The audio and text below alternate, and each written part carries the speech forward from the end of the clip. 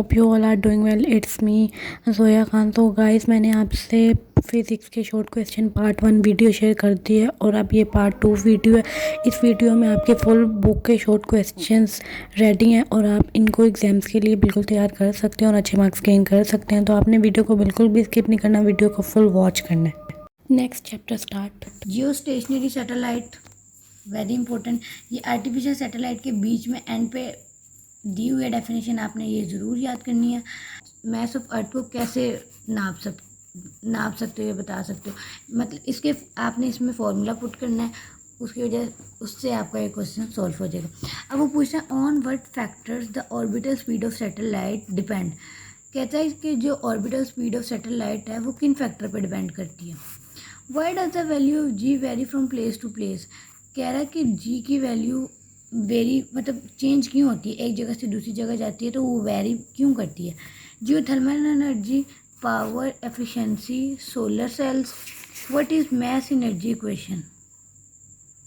इसको हम Einstein equation भी कहते हैं। वॉट आगे क्या है, व्हाट इज़ आइडियल सिस्टम, ये एफिशिएंसी के बीच में नीचे मिड में करके diagram. Why do we need energy, हमें एनर्जी की क्यों ज़रूरत पड़ती है। Name a device that convert mechanical energy into electrical energy. उस डिवाइस का नाम बताएं जो कन्वर्ट कर सके मैकेनिकल एनर्जी को इलेक्ट्रिकल एनर्जी में। How can find the efficiency of a system. Efficiency अगर किसी सिस्टम की है तो आप उसको कैसे फाइंड कर सकते हो। SI unit of work, work का जो एसआई यूनिट है उसकी डेफिनेशन आपने बतानी है। Non renewable form of energy, drive potential energy को आपने ड्राइव करके बताना है, उसका साथ रिलेशन भी बताना है। अब ये है आगे, हम नेक्स्ट चैप्टर पे आ गए हैं। तो आप देखें kinetic molecular model of matter. ये मॉलिक्यूल पहले है ना, मॉलिक्यूलर मॉडल बाद में ना, वो थोड़ा सा मुझसे मिस्टेक हो गई थी। नेक्स्ट चलते हैं। अब नेक्स्ट क्वेश्चन जो है प्लाज्मा, उन्होंने सिर्फ प्लाज्मा लिखा हुआ है, आगे जो ये लिखा है मैं आपको बता देती हूँ। जानते हैं कि हमने स्टार्टिंग में छोटे लेवल्स में सॉलिड, लिक्विड और गैस पढ़ा हुआ है, जबकि अब प्लाज्मा भी आ गया जो 4 स्टेट ऑफ मैटर है, ठोस की चौथी इकसाम। उसके बाद डेंसिटी आप देखें, प्रेशर की डेफिनेशन बतानी है। जिनके आगे मैंने कुछ नहीं लिखा, इसका मतलब है वो सिर्फ डेफिनेशन से पूछे। अगर उसके साथ कोई चीज़ बनती है, उसका फॉर्मूला, उसकी एग्जांपल, तो वो आप ज़रूर लिखिएगा अगर आपको आती है तो, क्योंकि ये एडिशनल मार्क्स होते हैं। वो पूरी चीज़ लिखी हो, पूरा क्वेश्चन आपने किया हो तो वो आपको फुल मार्क्स दे देगा। पास्कल ला, डिफरेंस बिटवीन अब बताना है स्ट्रेस और स्ट्रेन का। उसके बाद Hooke's law, elastic limit, difference between sea and submarines, difference between temperature and heat, what is thermometer properties. अब आपने क्या बताना है, जब उसने आपको क्वेश्चन दिया होगा कि व्हाट इज़ थर्मामीटर प्रॉपर्टीज़, तो आपने क्या करना है, पहले थोड़ा सा थर्मामीटर के बारे में बता देना, फिर उसके बाद उसकी प्रॉपर्टीज़ बता देनी है।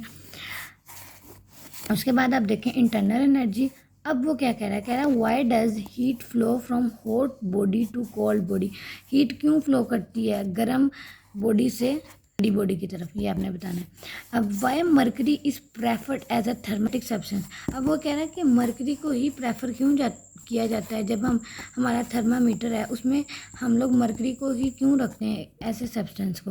Define latent heat of vaporisation, on what factors the evaporation depend. अब वो कह रहा है कि वेपोरेशन किन फैक्टर पे डिपेंड करती है। How cooling is produce evaporation. वो कह रहा है कि कूलिंग वेपोरेशन क्यों प्रोड्यूस करती है, कैसे प्रोड्यूस करती है। Define rate of flow of heat, define thermal conductivity, difference between conductor and non conductor, difference between sea breeze and land breeze, define gliding, define greenhouse effect, on what factor radiation depend, radiation किन factor पे depend करती है। emission and observation of radiation, ये बताने हैं radiation के आपने। what are thermal climbers, very important short question. ये वो क्वेश्चन है जो पेपर में बहुत ज़्यादा आता है, चाहे आपकी फर्स्ट मॉर्निंग का पेपर बने या इवनिंग का पेपर बने, बट ये क्वेश्चन बहुत इंपॉर्टेंट है। आउट ऑफ टाइम, बिकॉज आपके एग्जाम्स में बहुत कम टाइम लग गया और आप लोगों को मेरा नहीं ख्याल कि इतना आपके पास टाइम है कि आप पूरी बुक बैठ के पढ़ें, तो मैंने आप लोगों के लिए पूरी बुक के फिज़िक्स के शॉर्ट क्वेश्चन तैयार कर दिए हैं, आपके साथ शेयर भी कर दिए हैं। तो अब आप लोग सिर्फ इनको ही रेडी कर लें फॉर एग्ज़ाम्स, तो इंशाल्लाह आपके पेपर्स बहुत अच्छे होंगे। और मैं आपको इस बात की गारंटी देती हूँ। मैं कहती हूँ आपको 100% एग्ज़ाम्स इसी में से आएगा। आप सिर्फ यही वाले शॉर्ट क्वेश्चन प्रिपेयर कर लें अपने एग्ज़ाम्स के लिए।